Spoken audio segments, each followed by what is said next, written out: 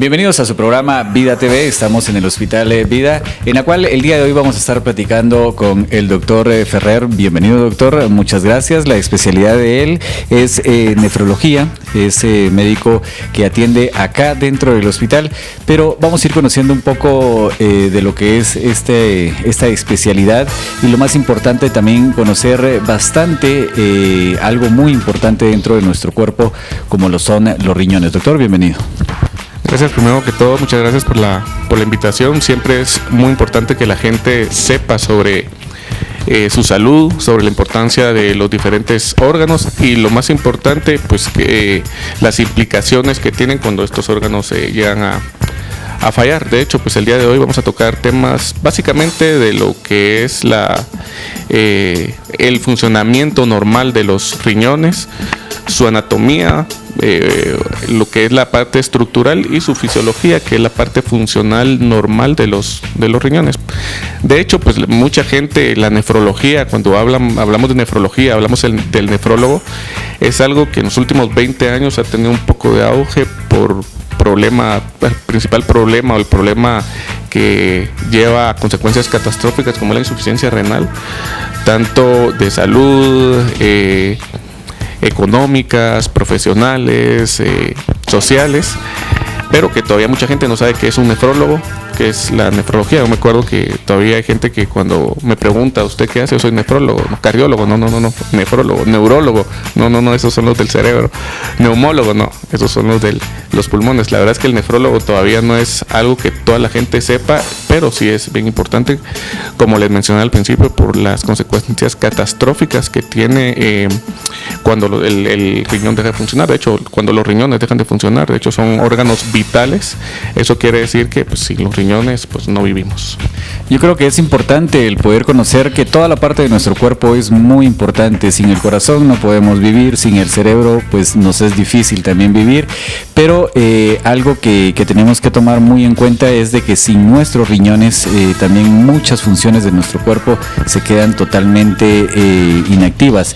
Muchos hemos pasado en la vida de que de repente se nos ha muerto un familiar porque tenía X enfermedad, pero los riñones terminó acabando con la vida de esa persona, porque en su momento pues de repente no los cuidó, o hubo algo que obviamente pues estuvo fallando por allá. Nos damos cuenta que la mayoría de los medicamentos pues son excretados o funcionan a través de los riñones, y por eso es la importancia de esta especialidad. También hay que mencionar de que el doctor pues tuvo que estudiar primero lo que es la carrera de medicina para poderse graduar como doctor, luego la especialidad de medicina interna, y de medicina interna pues saca la subespecialidad, así es como se dice, ¿verdad? Sí, así es. Primero medicina y cirugía general, luego medicina interna y luego nefrología. Sí, un promedio más o menos de 14 años y estudiando en Guatemala, en Estados Unidos y en España. Doctor, ¿cuál ha sido su experiencia en conocer, para poder conocer un poco a qué es un nefrólogo o nefrología, la experiencia en España, la experiencia en Estados Unidos, y que esa misma experiencia pues obviamente usted la viene a poner en práctica a Guatemala? Pues básicamente estamos desde el campo de la nefrología en Guatemala, creo que estamos bien en Guatemala. La nefrología se divide en nefrología clínica, que estamos hablando que es el diagnóstico de todas las enfermedades que tengan que ver con el riñón, el tratamiento, y más en un estadio avanzado, un estadio 5, tal vez en otras, más adelante vamos a hablar de los estadios o en otros programas, pero un estadio 5 que es el tratamiento en un estadio terminal, que estamos hablando de diálisis y trasplante. Pues eso se hace aquí en Guatemala, tanto diálisis, hemodiálisis como diálisis peritoneal y trasplante renal se hacen en Guatemala. De hecho, queremos ver si ya tenemos algún paciente para poderlo hacer aquí en Xela, es el primer trasplante aquí en Xela. De hecho, pues las condiciones en cuanto a establecimiento y médicas se reúnen, se puede hacer un trasplante renal aquí en Xela. De hecho, ya Xela ya lo pide.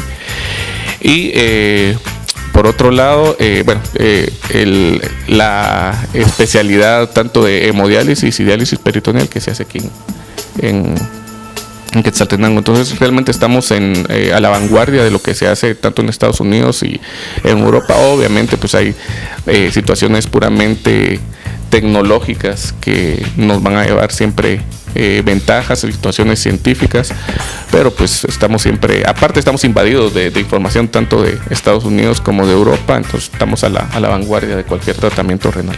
Al hablar de esos temas, pues se me viene a la cabeza algo que de repente nos puede entrar a todos la duda. El tipo de vida que llevamos nosotros en Guatemala, el tipo de vida que lleva Europa, pues es diferente.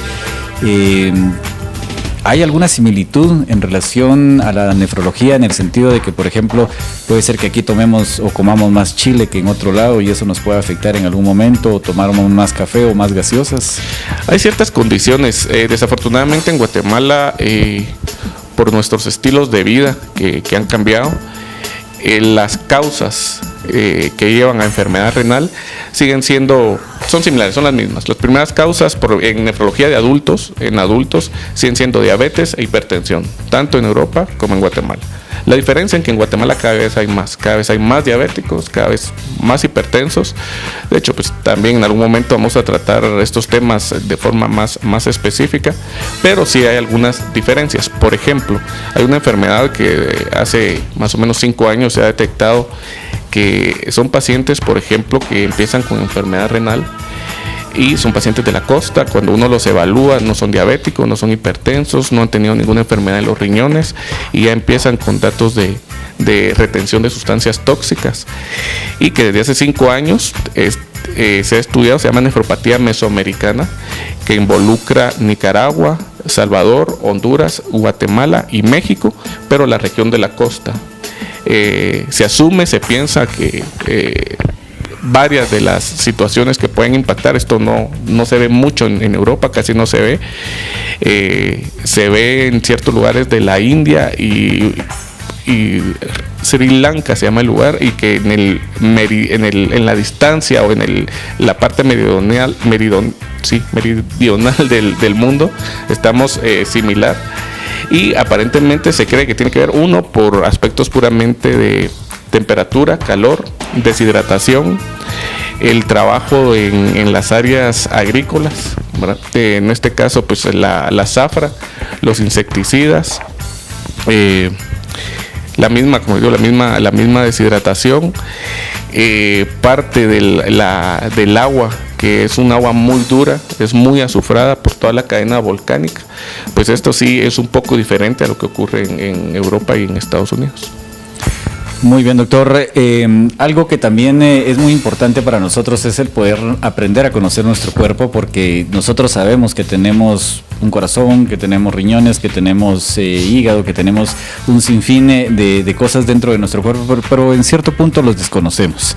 Sabemos que tenemos el riñón derecho y el riñón izquierdo, pero realmente ¿cada uno de los riñones tiene alguna medida diferente o los dos riñones son de la misma medida? Bueno, anatómicamente tenemos 2 riñones, o por lo menos la mayoría de la gente tiene 2 riñones. Están situados en la región posterior de nuestro cuerpo, en la parte de atrás. Mucha gente se queja de la parte de la cintura y realmente están atrás. De hecho, no los podemos tocar porque están todavía cubiertos por la parrilla costal o por el tórax. Están a una altura de las vértebras torácicas T11, T12 a las lumbares L1 y L2. Más o menos miden entre 9 y 11 centímetros y un grosor de unos 3 a 4 centímetros. Tenemos 2, uno del lado izquierdo, uno del lado derecho. El del lado derecho está un poco más abajo porque es empujado por el hígado, pero realmente los dos deberían de tener el mismo tamaño. A veces varían por medio centímetro. De hecho, cuando hay una variación más grande entre uno y otro, pues uno tiene que pensar en algún tipo de enfermedad, pero realmente pues las variaciones son pocas. Pues no es tan complicado. Está irrigado por una vena, la vena renal, que viene de la vena cava, y la arteria renal, que viene de la aorta.